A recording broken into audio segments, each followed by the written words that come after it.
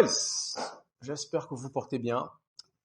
Quant à moi, j'ai envie de vous dire que je suis d'humeur vraiment élégiatique. Je suis vraiment éploré, triste, d'humeur morose.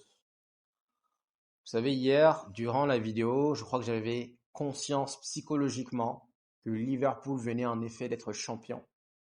Mais je crois que je ne l'avais pas encore réalisé. Et par la suite, je suis tombé sur plusieurs vidéos TikTok. Voyons Liverpool célébrer, les gars, je vous jure, ça m'a abattu. Ce matin, je me suis réveillé en mode... oh. Parce que c'est 4 en 1, les gars.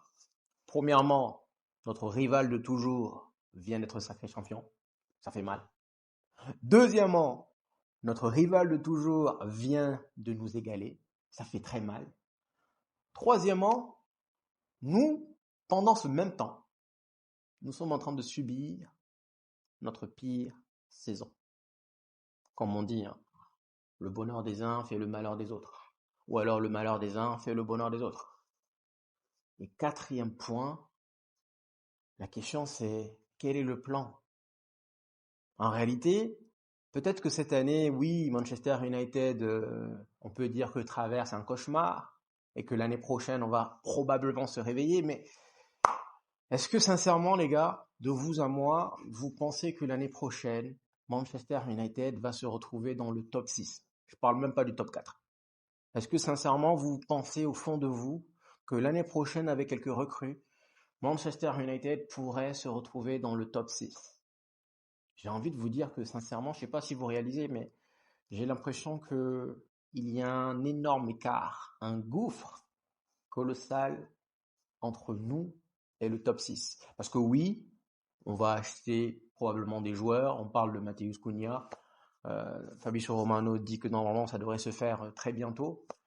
Mais pendant que nous, on va aller acheter des joueurs, les autres aussi. Donc, est-ce que quelque part, cet écart ne va pas rester intact? Franchement, ça fait mal, les gars. Je vous jure, ça fait mal. C'est la raison pour laquelle je me dis, les gars, il faut que l'on gagne l'Europa League. Ça sera un lot de consolation, mais il faut que l'on gagne l'Europa League, les gars. Il faut que l'on gagne l'Europa League, sincèrement. Cette saison, elle a été vraiment amère. Une vraie catastrophe. C'est-à-dire sur tous les plans, on a souffert, on a pleuré, on a été triste. Il faut gagner l'Europa League, les gars. Il faut vraiment aller au bout. Ça sera un peu comme l'année dernière. Sauf que le pire, c'est que cette année, elle est pire que l'année dernière. L'année dernière, oui, c'était une saison 8e. Déjà là, on criait au scandale. On a eu au moins la chance. Merci Ténard pour les pro-Ténard. On a eu la chance donc de remporter la FA Cup. Mais là, guys, c'est encore pire. Et je me dis que normalement, remporter l'Europa League, c'est censé être un meilleur lot de consolation que remporter la FA Cup, puisque l'Europa League te ramène en Ligue des Champions.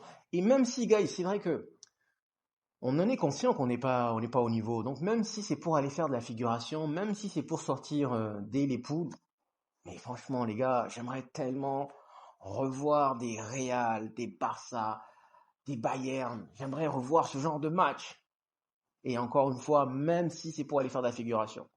La musique de la Ligue des Champions, vous le savez, moi, je ne regarde aucun match.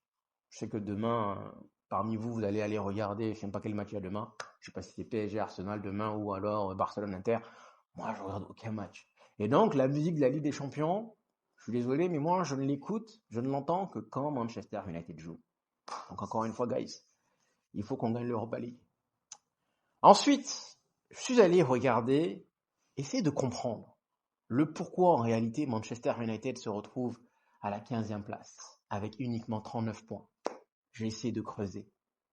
Il y a eu une vanne, je ne sais pas si vous l'avez vu, qui dit qu'en décembre 2024, donc décembre dernier, Liverpool avait déjà 39 points. 4 mois plus tard, c'est que maintenant que Manchester United vient d'avoir 39 points.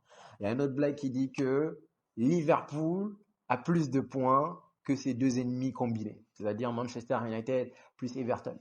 Les deux, je crois que c'est donc 39 plus 38, ça devrait faire, je crois, 79. Et aujourd'hui, Liverpool doit avoir 81 points. Et ouais, les gars, c'est comme ça. Quand tu n'es pas en bonne posture, tu te tais, tu fais profil bas. Donc franchement, je suis allé regarder les statistiques. Les gars, Amad Diallo s'est blessé début février.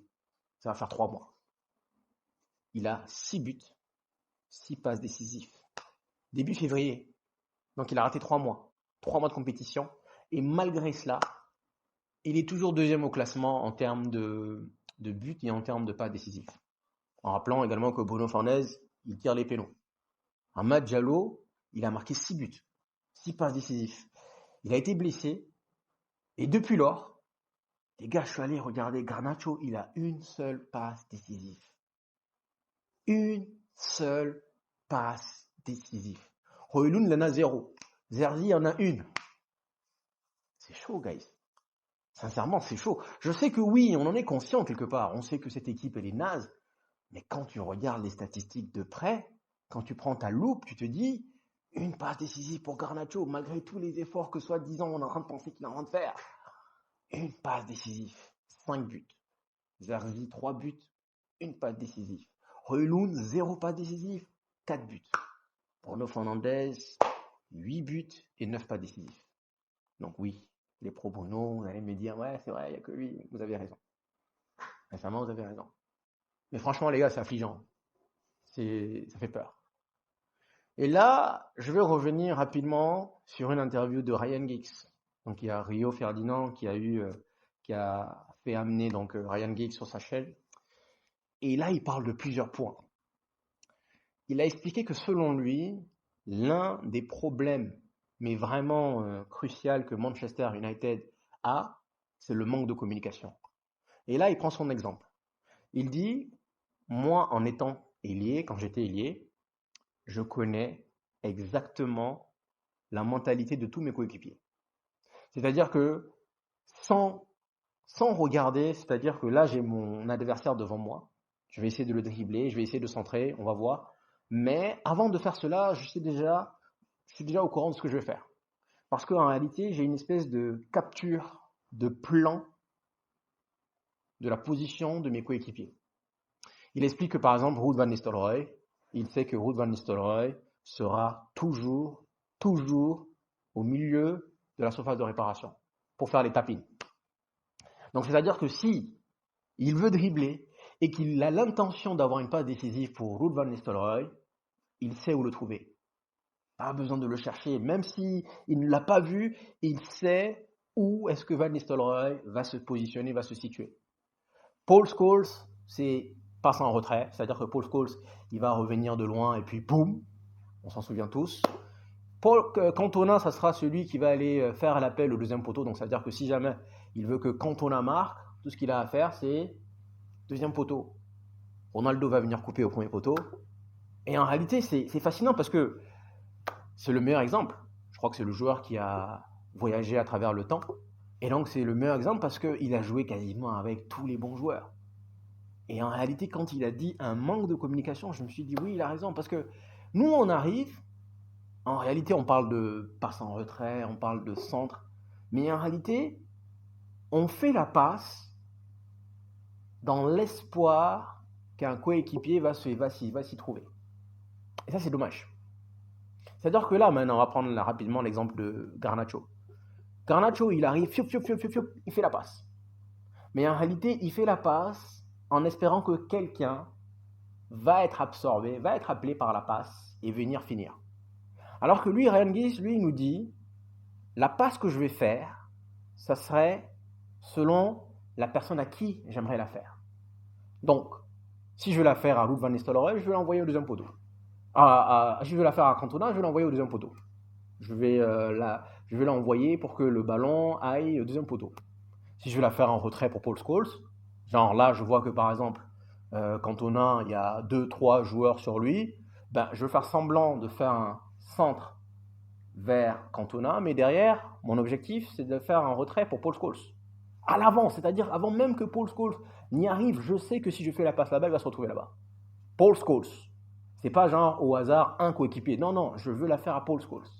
Même chose pour Ronaldo, même chose pour Van Nistelrooy. Et ça, c'est un point important.